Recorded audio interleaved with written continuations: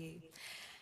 First of all, you've criticised Labour's workers' rights policies and commented to potentially undoing some of them. You said you might want to cut minimum wage for younger people. What is your message to workers today? Are you the anti-worker party? And if I may, on the BBC...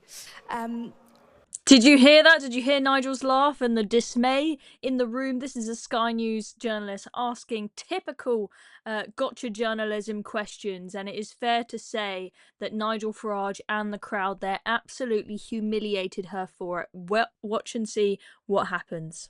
What do you make of President Trump weighing into the conversation about the BBC and the British media landscape? Do you welcome that, or does that concern you? Well, if I was the President of the United States of America, if I was the person making sure that the United Kingdom had security guarantees that meant that it could be defended, whereas on its own it would be helpless, and I'd been stitched up on the eve of a national election. I mean, people talk about election interference. What the BBC did was election interference. Absolutely. If you put yourself in Donald Trump's shoes, I think you'll understand why, when I had a chat with him on Friday, he made his feelings on the subject known to me in no uncertain terms and not in a quotable form. Even your question is the question, even your question is the problem.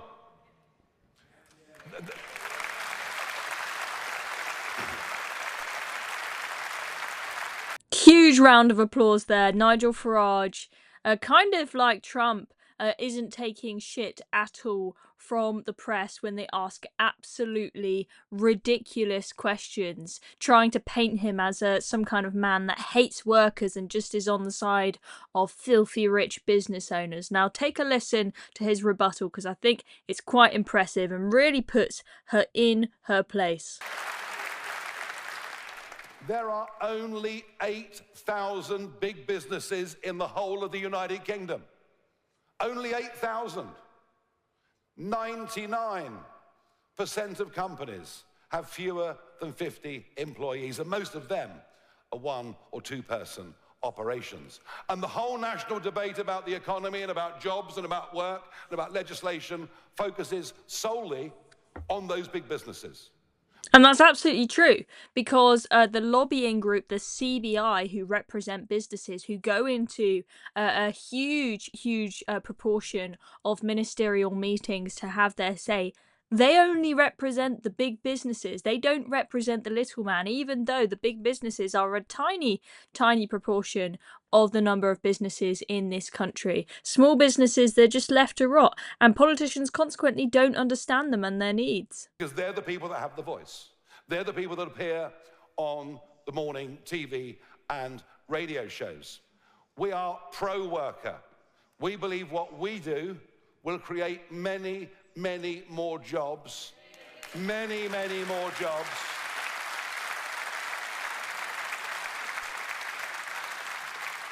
It sounds basic, right? More businesses and businesses growing equals more jobs, but these like lefty socialists that don't understand basic economics, that they just don't see that. They see anything that helps businesses means taking money away from poor people and giving it to rich people. Couldn't be further from the truth. They create jobs and wealth for those less well off. And I would say this, jobs, yes, and people will have to work hard, but jobs that will come with a quality of life. The other thing that is never understood, whether it was in Brussels before or in Westminster now, there is this assumption that employers are the bad guys, employees are the good guys. Let me tell you something. Most people that run family businesses treat their staff as well as they treat their own families. I know. Well said. Well said.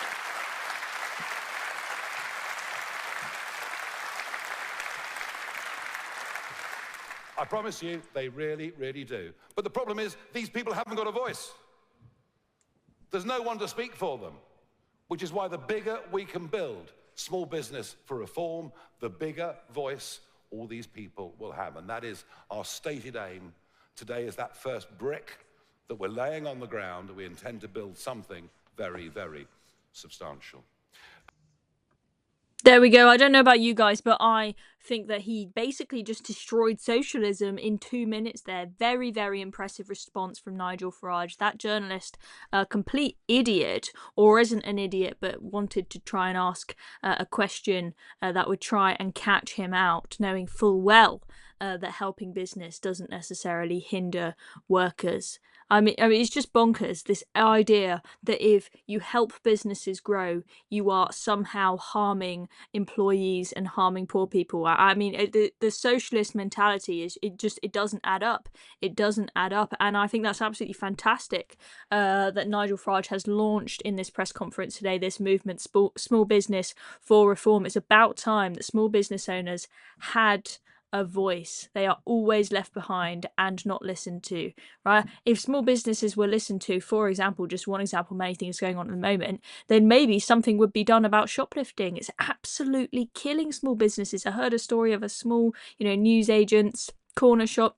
They've had like 20 grand worth of stuff stolen from them. You can't, if you're just one little independent shop, sustain that. It's just not possible. And you speak to independent pubs who are like, I need to find tens and tens of thousands of pounds extra this year for this national insurance. And I just don't know where the money's going to come from. And the minimum wage hikes, that they don't know how they're going to pay it. And they might have to consider closing down. That is the reality. That is what happens when the government does not listen to these people. And that journalist got, laughed at and mocked there for that ridiculous question. This is why people are sick of the mainstream media. We've just, of course, had the press secretary to Donald Trump tell people to go watch GB News instead of the BBC. Anyway, I'm Chloe Dobbs. Thank you for watching this video. Hit subscribe down below if you want to see more videos like this. See you next time.